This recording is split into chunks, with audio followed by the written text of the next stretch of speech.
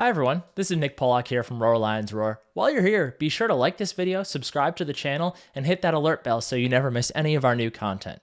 And if you prefer to listen instead of watch, make sure you check us out on your podcast platform of choice where you can subscribe and download each new episode. Thanks for watching and thanks for listening. Go State! Hi everyone, welcome to this edition of Roar Lions Roar. I'm your host Bill DeFilippo, joined tonight by my co-host Matt Filipovitz. Matt, what's going on? Bill, not much on my end. I made tacos last night for the first time in a while, and they were some of the best ones I've made in a good bit. I was very pleased with the outcome. Me and my girlfriend went to trivia last night, and it was next door to a condado. So I had condado for dinner. Have you ever had condado? I've never even heard of this. Is this a restaurant? What is this? It's a chain-ish, like fast casual, but also like they cook in the back, and it's not just like heating out of bags. Like Mexican food place. It's quite good. Highly recommend it. I'm trying to think. What are the other? It's not like Chipotle.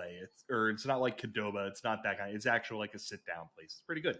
And then tonight I had the cauliflower gnocchi from Trader Joe's because people on TikTok told me it was good, and sure, they were fine. But we're not here to talk about food and dinner. We're here to talk about the Penn State Nittany Lions. And now that the college football season is officially over, we wanted to take some time to look at the newest members of the Penn State roster, the freshmen in Penn State's for the 2023 season for the Nittany Lions, specifically the early enrollees. We'll do a full episode on transfers when everyone who's going to be transferring to Penn State. We'll do a full episode on the rest of the class probably after National Signing Day. Probably won't sit here and wait until they get to Happy Valley formally. But we decided we wanted to do a little bit of a spotlight of the 11 players, according to Penn State, who other 22-player class enrolled in January. Today, we're doing this on January 9th, right before the national championship game.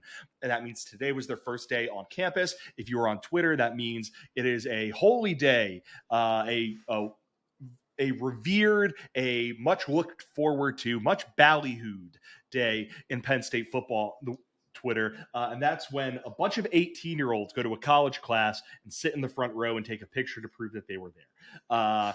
Those players that did this: Mega Barnwell, Alex Birchmeyer, Anthony Donko, Lamont Payne Jr., Tamir Robinson, Tony Rojas, Joey Schlafer, Jackson Smolik, Zion Tracy, Elliot Washington II, and Javen Williams. They make up a class that, according to 24/7 Sports composite rating, is the number 15th class in the nation, led by Williams as a 5-star, the number 30 overall player in the country. Alex Birchmeyer, a 4-star, the number 44 player in the country, and Tony Rojas, 4-star, number 92 player in the country.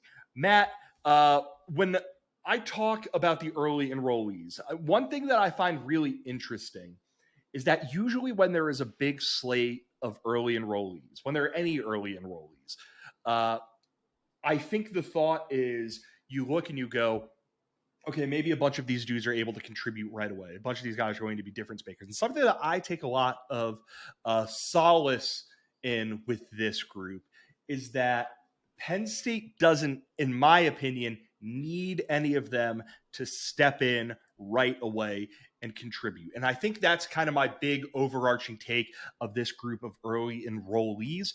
What say you? What is your kind of big overarching take on this group of young guys coming into Happy Valley?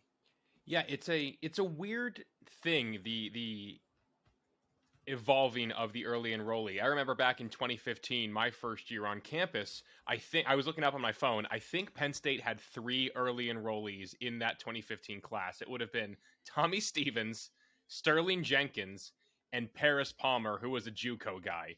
And now we're at the point where half of the class is getting to campus mid-year, which I was just really surprised by. And I think it's a great opportunity for a lot of guys usually to go out there and play their way into early playing time or, take advantage of spring ball. But Penn State was so underclassmen reliant this past season in 2022 that I have a hard time seeing an easy path to large roles for a lot of freshmen just by nature of how the roster's built. So the fact that you're getting these guys on campus is great. I think it's great for their long-term development. I think it's great just to get some classes out of the way.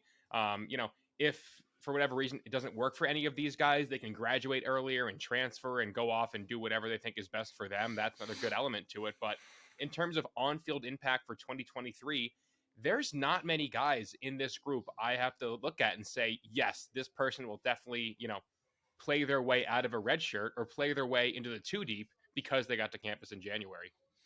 Yeah, and you look at the guys at the very top of the class, and I think they're generally pretty good indications of kind of the rest of the class. They're the tone setters in the class, and Williams isn't a guy they're going to need right away. I mean, there's the more I watch of Javen Williams, the more that I'm like giggling.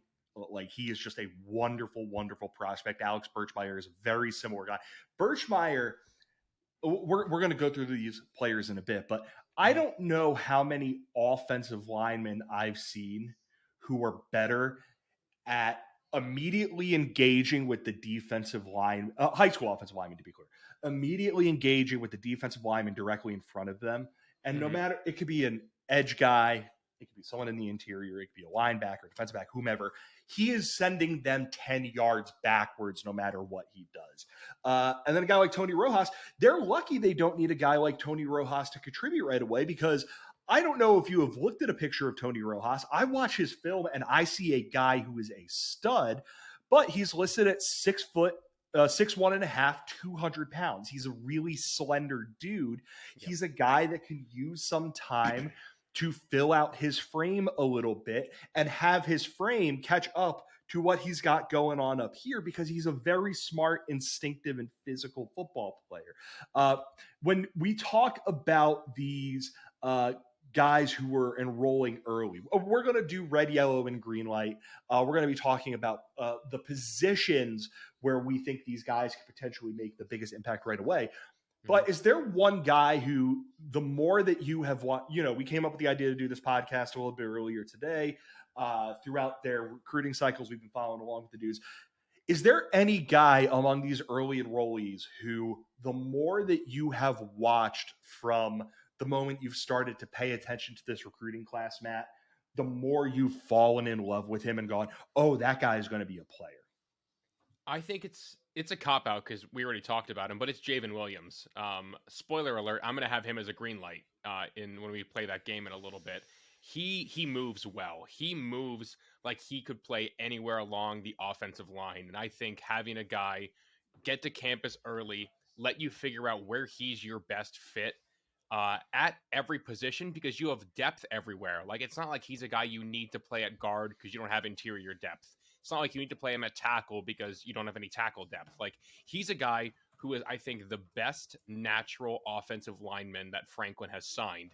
And he's coming in early. He gets this spring now to build his body up and to figure out where he's going to play best. I think the consensus right now is he's going to be a tackle to start his start his career. And if that shifts to guard, or if he stays at tackle, I think he'll stay on the outside. That's huge for Penn State. Like, no matter how we swing it, Olu and Caden Wallace are both back. It's probably both their last years this next year. So Javen Williams has a chance to be that next guy up and to take over a starting job in his second year on campus. And we have not seen a whole lot of offensive linemen do that in the Franklin era. And I think Williams is just that kind of caliber of player. And I'm so excited to watch him play this year. Yeah, I mean, the just, bit of a spoiler alert. I'm almost never going to give a green light to an offensive lineman, and that applies here just because I think it's best to hold their hands a little bit, take them along, have them build up build up their strength at a college level. But the more I watch Javen Williams, the more I am just in awe of how this guy can move for a dude of his size. He participated in the All-American Bowl, and they were doing, I forget who it was, but someone posted a highlight of him at the game, or not even in the game, in the practice, where he's pulling from a guard spot, and he's getting out and moving, and it's taken the running back a second to catch up with him. He is a spectacular athlete for a guy on the middle, and a guy who lines up in the middle. And unlike a lot of dudes who are really good athletes, as offensive linemen, it's not like he's a good athlete and needs to add, he was 250 playing on the offensive line in a bad league. He was from Reading, Wyomissing High School, local kid, 6'4", 285 listed on 24/7. He's going to be a guy who, I think the preference is always going to be don't give offensive linemen too much play time. But I do think we're going to see a good amount of him. The one guy for me who I had him as a red when I was just kind of doing my immediate thoughts, considering what their recruiting rating is, what the position looks like, all these sorts of things. And then I sat down and I watched a bit of his tape, and I fell in love with Lamont Payne. Three-star cornerback, Chartiers Valley, Bridgeville, Pennsylvania. Coming in at about 6'1", 170. He's a string bean. He's a guy who's going to need to get into a college strength and conditioning program. He's a guy who's going to need to fill out a bit, whatever. His wide receiver tape, you just see inherently awesome ball skills out of this dude. He knows how to go up and get a football. And I think that's something that Penn State's going to values in its quarterback, is how to make a play on the ball, either to knock it down or to reel it in. And then you watch his cornerback tape. He's up on the line of scrimmage playing press man on dudes already. He's a really solid, really fluid athlete. It looks easy for him. Kind of guy who, again, I don't think there's going to be, you're going to need to force a cornerback in. You look at who Penn State is coming back: Johnny Dixon, Kalen King, Cam Miller, Daquan Hardy. They're going to be bringing in Storm Duck. I don't think you're going to need to play him, but I really like what I have seen out of him. Matt, are there any of those dudes, not in that Javen Williams, not in that Alex Birchmeyer, Tony Rojas kind of upper class of prospect, who you've liked the more that you've gotten a chance to watch that, again, among these early enrollees? They're not going to need him, but I think Jackson Smolik, I think it's easy to see why his recruitment blew up. Again, he's a guy who realistically will not be in a competition to start until at least probably his third year on campus. So the tools are there. The traits are there. He's like 6'1", 6'2". He's got the size. He's about what Clifford was. And he's a guy who I think is, a lightly recruited guy who played his way into more opportunities. And I think if he sticks it out, he could be a pretty good quarterback for this team. And, I hope Mike Yurcich sticks around for a long time. And I'm just very glad that, after a couple years of us seeing how valuable quarterback depth is, I think he's going to be a really good depth piece for a couple years before he makes a push for the starting job. Yeah, I mean, I think you are probably also going to have Smolik as a red. Is that a safe bet here? He is 100% a red. Yeah. Yes. With all due respect to Jackson Smolik, if he plays as a true freshman, it's probably because something went wrong. But hey, maybe he steps in and blows away. I don't know. But that's the case for a lot of these guys. I think that's like something we're gonna have to mention. Like, this roster is built on guys who are going to be either redshirt juniors, true sophomores, redshirt freshmen. Like, it's such a young roster that a lot of these guys, there's just not a realistic path. It's like, no, insult to their talent, but I just can't see a big path for a lot of these guys. Yeah, that's completely reasonable. I think that's a good point of entry into doing red, yellow, and green light for the offensive side of the football. I don't have any green light dudes. I know you said Javen Williams is one. Do you have any others to whom you would give that classification? No pure green lights for me. I think Williams is a different beast. Again, I think a big part of that is the way the roster is built ahead of him. This is kind of where how Penn State handled the roster in 2022 was really interesting to me, because there was not a path for Aller, but the staff put an emphasis on game reps for him. There was not a path for Drew Shelton. I mean, one kind of formed once injuries happened, but it was clear he was ready. And again, with Olu and Caden Wallace likely in their final years, that next opportunity is going to come in 2024. And if Williams is physically ready, if he's mentally ready, I think there's a really good chance for him to go out there and, play in 8 games. If games get out of hand again, he gets a lot of mop-up duty, and that way he's ready if injuries pile up again. So that's the big reason there. It's not that I think he's going to push for a starting job. It's that just the staff handled things so differently now. It's kind of making me recalibrate how I view, these true freshmen a lot of the time. Yeah, I mean, my thing with offensive linemen is one, I just think of how rare it is that we see true freshmen get any sort of extended run. Drew Shelton and Landon Tangwall the last 2 years have been major exceptions to this. I'm Right. sure I'm forgetting another guy or two uh, along the way, but you look at what Penn State has coming back on the offensive line: Caden Wallace, Sal Wormley, Olu Fashanu, Vega Ioane, Drew Shelton, Hunter Norzad, Landon Tangwall, Nick Dawkins, Jimmy Christ. There's 8 dudes right there who it seems like they trust to one extent or another, and that doesn't include a guy like a JB Nelson, a guy like a Ibrahim Traore. There are just so many bodies there that I am willing to say these guys are yellows. Because I also have, I'm going to guess you do too. I have Alex Birchmeier as a yellow, and that's it for yellows for me on the offense side of the football. Is it the same for you? Yeah, Birchmeier's a yellow. I like the point you made about how Birchmeier plays really physical at the point of attack. I think he's a wrestler, so that's a big Two-time. thing in wrestling. I was going to say he was a 2-time state champion wrestler in the state of Virginia. And if you remember the last decorated wrestler, maybe not the last, but one of the more prominent decorated wrestlers to arrive at Penn State, it was PJ Mustafer, who played along the interior of the defensive line, and he got on as a true freshman.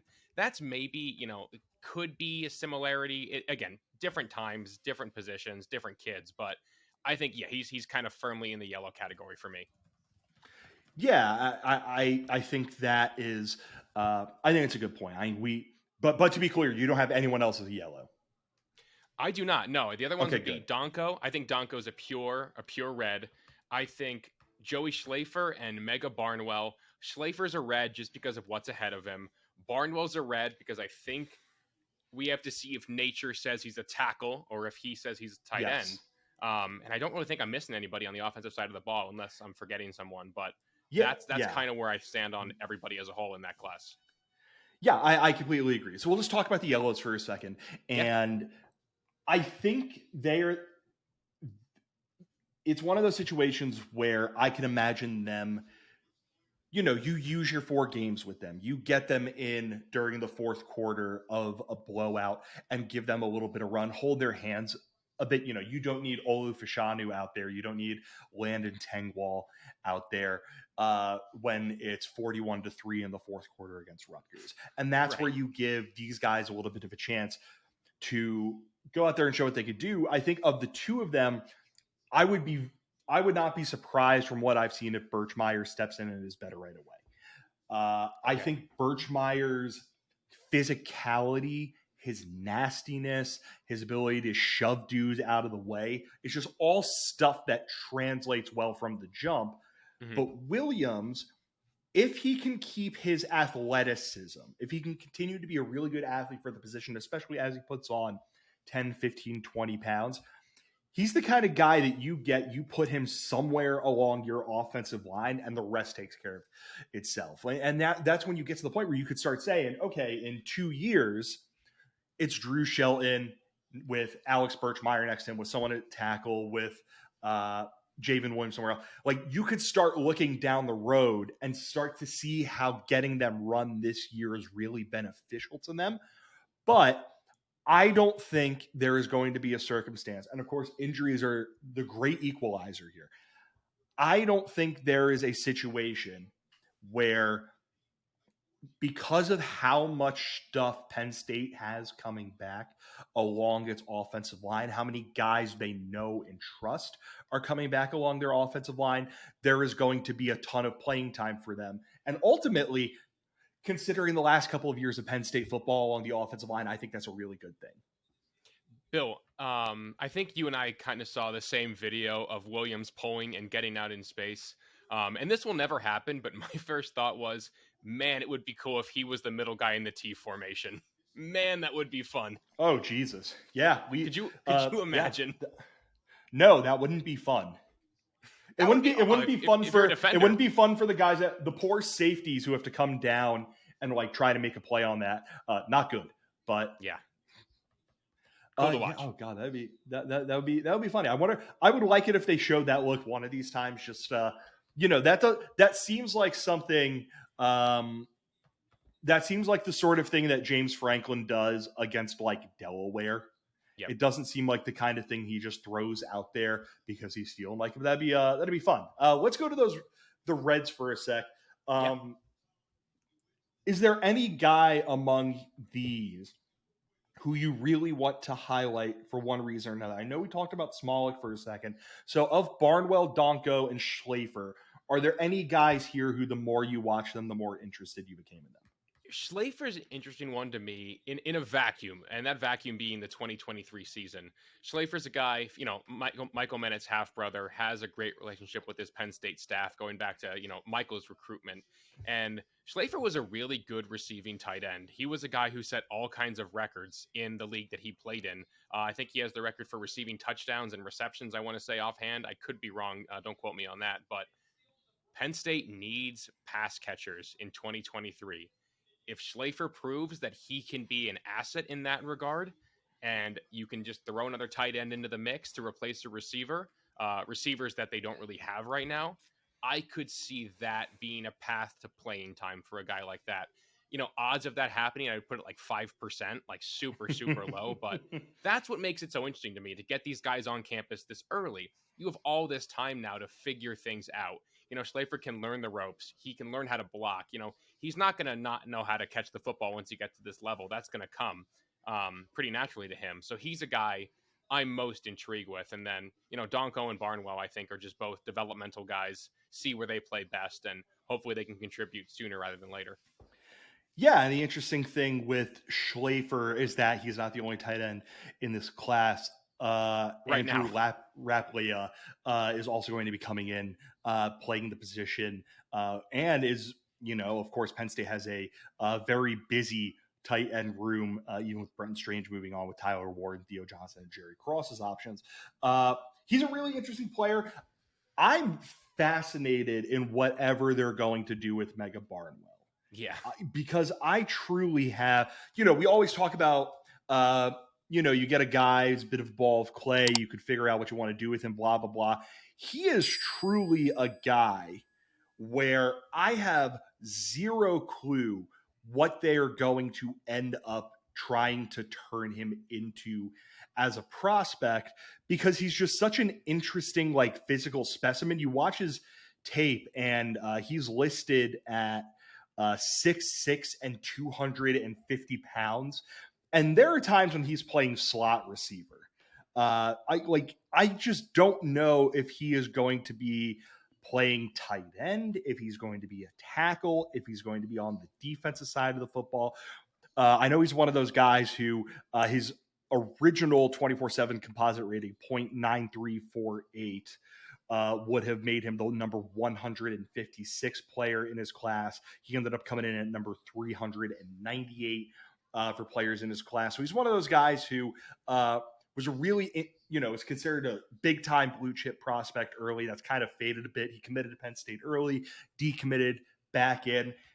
I have no clue what the hell they're going to end up doing with him. I think you put it the right way, Matt, which you just get him on campus and let nature take its course. At 6'6", 250, with really good athleticism and really good athletic trait. He's really coordinated for his size. He's really good at going up and catching the football. He's like a decent enough route runner.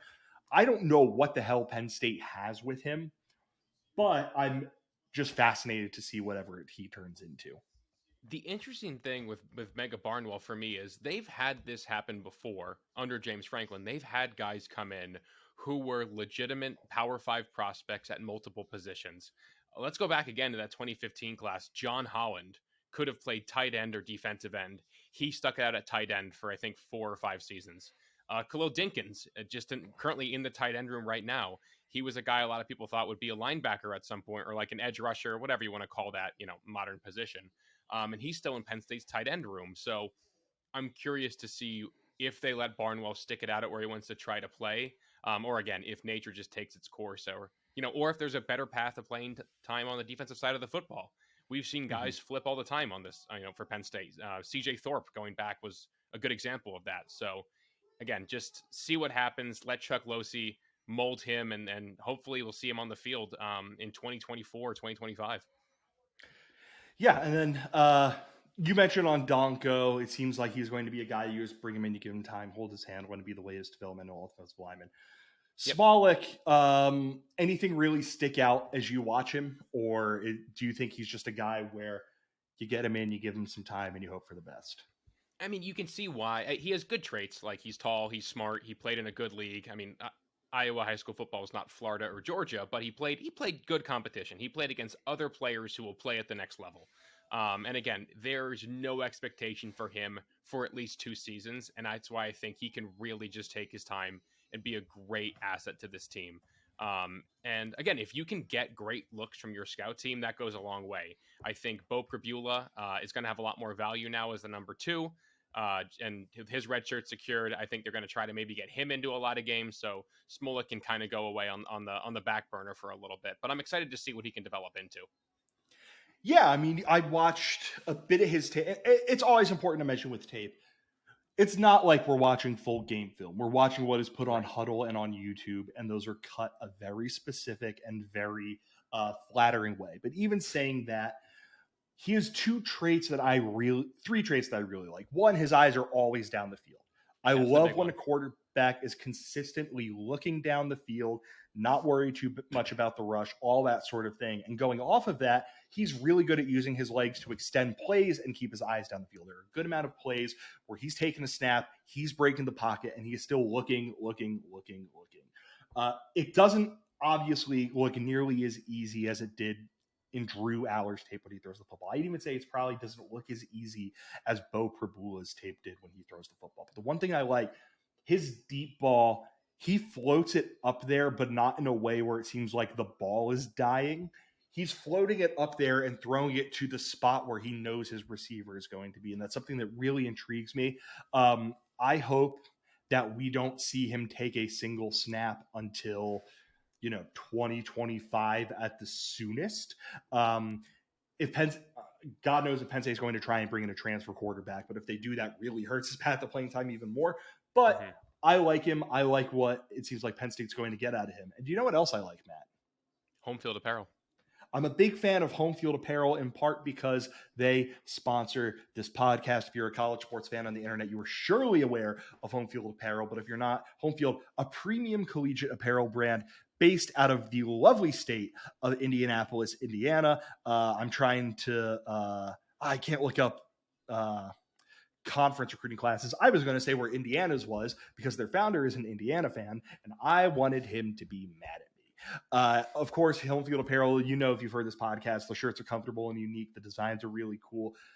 Even if they weren't sponsoring this podcast, I would be a huge fan of the work that Home Field Apparel does. Matt, I don't have my video on for you right now. Do you have any Home Field Apparel gear on? I do indeed. I have my old school Nittany Lion logo one that I try to wear pretty often. It's outside of my Take Me to Happy Valley one. This is one of my favorites. I've been wearing my generic in a good way, Penn State hoodie a lot in the last couple of days. And I'll tell you this, I live around Buckeyes. I can feel eyeballs on me when I do that. Of course, there are 15 pieces of apparel in their line of Penn State gear. And if you are a new customer, you can use the promo code ROAR Lions Roar, one word, all uppercase, to get 15% off of your first order through Home Field Apparel. Again, if you are a new customer, use the promo code ROAR Lions Roar, one word, all uppercase, for 15% off of your first order. Thank you again to Home Field Apparel for sponsoring this podcast. Matt, let's get back in to talking about Penn State's red, yellow, and green, white players, but this time on the defensive side of the football on their early enrollees. Do you think of the group that is coming in as early enrollees, any of these guys would get green light classification from you? Tony Rojas, full stop. That's my lone green light here is Tony. Ooh. Oh, Matthew, we disagree. Okay. All right. Fair. Do you want to plead your case for why not? I think he is a monster. Yes. I think his tape shows him with a level of speed and a level of physicality that is really, really impressive and really, really dangerous. I also think he is nowhere near big enough to play linebacker in the Big Ten. It's worth mentioning, he was also a very good also a very good running back. And Yes. you absolutely see that, like fast, agile, all that. I'm really concerned about his frame. I actually, Okay. because of his frame, at 6'1" and 200 pounds, looking like a string bean, I actually have him as a red light, but that comes with a Oh, caveat. wow. With the caveat, if he can add strength and size to his frame, I think he's a guy that ascends up the depth chart. You look at Penn State's starting linebackers last year: Jonathan Sutherland, 5'11", 214 pounds. Not starters, guys who played a lot. Sutherland, 5'11", 214. Abdul Carter, 6'3", 233. Curtis Jacobs, 6'1", 227. Kobe King, 6'1", 247. Tyler Elsdon, 6'2", 236. The guy who's physically closest to him among scholarship dudes who play, and it's a relatively new scholarship dude, in Dom DeLuca, who is 6'1", 209, and he just looks a lot more built. So I want to see Tony Rojas early and often if we are able to, but I would not be surprised if they say, listen, we'll get you out there a little bit, but we just don't know if you have the size to, a game against Michigan, a game against Ohio State, even a game against a team like Illinois or Iowa. We are going to be able to see you play right away. That's totally fair. And the good news is he can still burn his red shirt and not have a big role in those games, similar to what the Sutherland role was this past year. So what I thought about regarding Tony Rojas is ability and opportunity. So there's a lot of natural ability there. And we are over 200 days away from West Virginia, from that first kick. And he is on campus today, and he is going to get training this week with Chuck Losey and with that staff.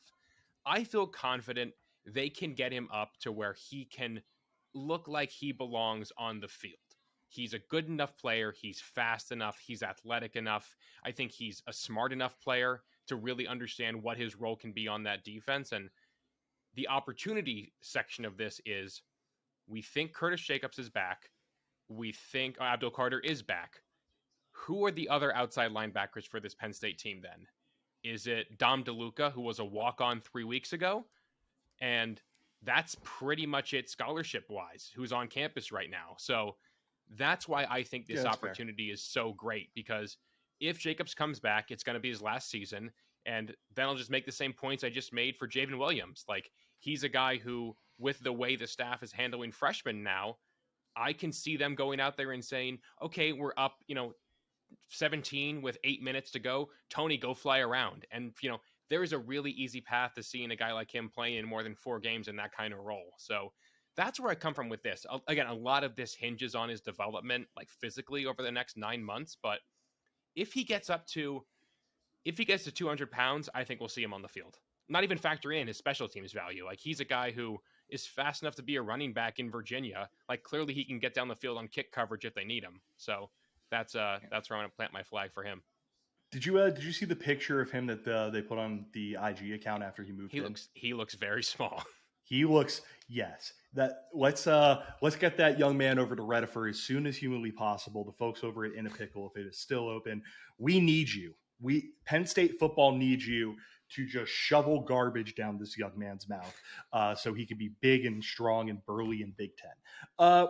So I have him as a red. You have him as a green. I don't have anyone as a green on defense. What about yourself? Outside of Rojas, I don't have anybody else. So who are your yellow light guys? Tamir Robinson's interesting to me. I think there's a bit of, is he an edge rusher? Is he a linebacker? Is he like the Amin Vanover, no hand in the dirt kind of guy? Is still up for grabs. And also he's coming off a pretty severe lower body injury.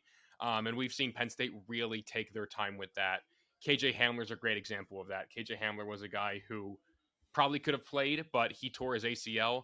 I think it would have been the first game of his senior season. So a pretty similar timeline to Tamir Robinson. So he's one that I think, if he's healthy, could maybe play his way onto the field a little bit more. And outside of that, I mean, Elliott Washington, good player. Where's the path to playing time? Zion Tracy, same thing. And then Lamont Payne, safety, I think, is the deepest room on this roster, especially if Keaton Ellis comes back. Really hard for me to see a path to playing time there. And I think you have enough guys coming back to be contributors on special teams. So unless a guy has a role on both defense and special teams, I can't really see them justifying burning a red shirt of any of those guys.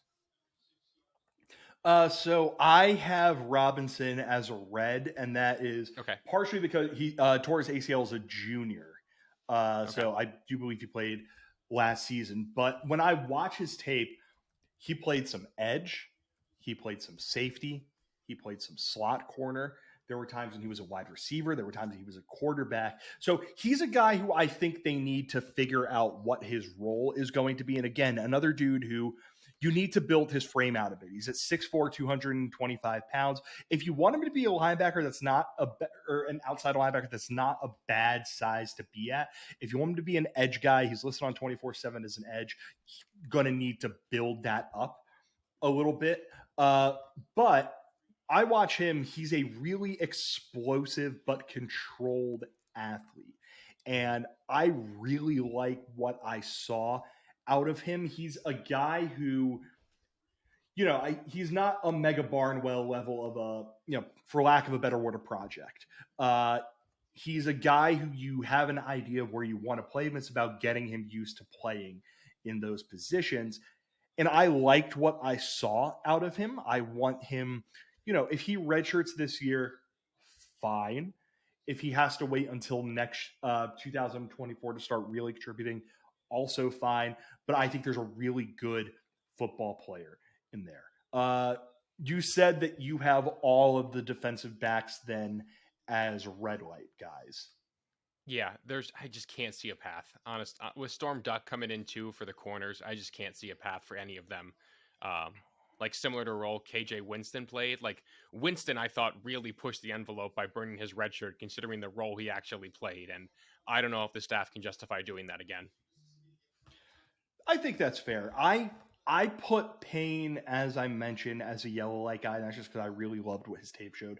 And then I have Washington in there, regardless of whether or not he is going to be a cornerback or a safety. He's coming in at about 6 foot, 195 pounds, 4-star prospect, number 138 player in his class, Florida kid. And the things I saw with him, he's a really good athlete.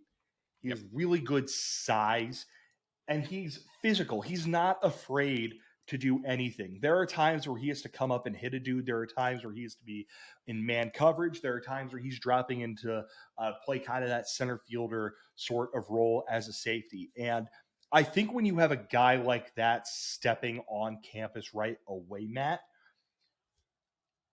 he's the sort of dude who I think is going to force himself into the conversation to say, okay, Jair Brown is going to be gone at safety. Obviously, there is a lot of talent there, even if Keaton Ellis doesn't come back, with Zaki Wheatley, Jalen Reed, Mekhi Flowers, KJ Winston, a lot of dudes there. I'm still going to try and force my way into this, and I'm going to have to make a decision on whether or not they're going to play me there. And if I'm a cornerback, yes, Kalen King, Johnny Dixon, Cam Miller, Daquan Hardy, and Storm Duck are all here. But again, my talent, I think he's going to be able to force himself into these sorts of conversations. And then otherwise, yeah, I mean, did you have any thoughts on Washington, Tracy, or Payne the more that you watch them? I think Washington has the highest ceiling of anybody in this group. And I think the unknownness to if he's a corner or a safety is interesting. I mean, we've seen it happen before. Penn State starts guys at corner. I think Franklin kind of made a quote about this regarding Christian Driver, is that they start guys at corner to teach them ball skills a little bit better, and then they move them back to safety. And we've seen that happen a lot. Zaki Wheatley is one of them. Keaton Ellis, Lamont Wade, Adrian Amos, Jordan Lucas. Like, there's a ton of examples of this in Penn State football history, and I think Washington is a long-term safety, but I like the idea of him starting his career at corner, just to develop those ball skills a little bit more. And then his size, I think, lets him be a really good option at safety in the near future. Yeah, I agree. And then Tracy and Payne are both really fun players. I think they're making big steps up in competition, but I really, that's the thing for me. Big steps up in competition for both those guys. Yeah, Payne is coming from, give me one moment here, Chartiers Valley and Bridgeville Bridgeville, Pennsylvania. And then Tracy's coming from Connecticut prep school football. But, I like that you could just see the swagger that these guys have at such young ages as defensive backs. Like, that's one of those things you can't teach. And at this point, like, I'm not going to count. I'm going to assume that Anthony Poindexter and Terry Smith are going to turn both of these guys into All-Americans because they just do that. They don't miss. Those two do not miss. They do not miss. So last little thing here before we wrap it up, and then Matt and I, crack open a beverage and go watch the national championship game. Kind of a general question. This is more of an opportunity to talk about how Penn State's roster looks heading into next year. Mm-hmm. Of the positions that these dudes play, so there are a couple offensive linemen, a couple guys in the back seven, all those sorts of things. Which position do you think is the most likely to fold in freshmen when you look at what they have on their roster? This is a great question. I gave two surefire green lights, and Williams, I think, is gonna play his way on more because of his talent. I think Rojas will play his way on because I think he's going into a really good opportunity for a lot of playing time. Again, no disrespect to Dom DeLuca. That is a bona fide Power 5 linebacker. I have no doubt in my mind Dom DeLuca is going to be a good player for Penn State, but that's the only competition in the two deep right now for outside linebacker. I feel fairly confident Keon Wiley is going to stay in the middle. So there's your opportunity for Rojas, and that's why I think it's linebacker right now. Yeah, I don't think any of these dudes are again, I don't think any of them are going to step in right away, but when I think of how Penn State likes to use its I think we got a glimpse into how they want to get their young offensive linemen involved this season when we're seeing guys like Vega Ioane, Drew Shell, and those sorts of things. And because of how good Birchmeier and Williams are, I don't think they're going to rely. I hope they don't have to rely on them at any point. But I think those are the guys who, if I have to point and say who is going to be the guys where we're getting into November and they're getting shut down because one more game ruins their red shirts, I would probably say those two. I think Birchmeier gives you, and Williams, they both give you guys, especially with Landon Tengwall being a little bit older, Hunter Norzad going to be moving on after this season. They give you guys that you could put in there and you could see what you have as guards, as interior offensive linemen. Maybe one of them is the heir apparent to Olu Fashanu at tackle. Who knows? But I would probably just say along the offensive line for that exact reason. I just think they're going to want to get guys involved up there so they can cut their teeth a little bit. So when they have to rely on them, that's not their first extended sort of action. Totally but fair. Again, I think, I think we both agree it's not going to be Jackson Smolik. It will not be Jackson Smolik. Sadly, it will not be. Again, I'm open to anything. If Jackson Smolik wants to be so good that he takes the quarterback job away from Drew Aller, fine. I wouldn't be opposed to that. Matt, any final thoughts before I wrap up this edition of the pod? Georgia's already winning. They're up 7-0 after a 5-play, 62-yard drive that took less than 3 minutes off the game clock. So I think it might be that kind of night for the Frogs. And also, Penn State was given the 6th best national title odds in the way too early 2023 odds-making circle. So that's cool. That's fun. I'm going to be unbearable this offseason for you, Bill, so get ready. Matt, how is your ability to read? How's my ability to read? How's your ability to read? I don't know. I graduated with a comm degree in 4 years, so that's either an indictment or a positive. Why? Did I miscount? Could you go and read those title odds and tell me how many teams are in Penn State's division that are directly above them? Oh, 2 of them, Ohio State and Michigan. But okay. I'm going to start a rumor right now. Ryan Day is going to the Cardinals and Jim Harbaugh is going to the Colts, so it doesn't matter anymore. Well, the second half of that isn't a rumor, but that's neither here nor there. Thank you, everyone, for listening to this edition of Roar Lions Roar. As always, make sure you're subscribing wherever you go to get your podcasts. If you're using Apple Podcasts, please go and leave us a 5-star review. If you're using YouTube, hop to the comment section to have some fun talking with other Penn State fans down there. If you want to know where you can go, make sure you head over to our Twitter account, follow us at RLR Blog. There's a Linktree link in the bio. That'll tell you everything you need to know about where you can go and subscribe to the podcast. And again, thank you very much to Home Field Apparel for sponsoring this edition of the pod. Again, use the promo code Roar Lions Roar, one word, all uppercase, for 15% off of your first order. One last time, thank you everyone for listening to this edition of Roar Lions Roar. For Matt Filipovitz, I'm Bill DeFilippo. Take care, everyone. Go State.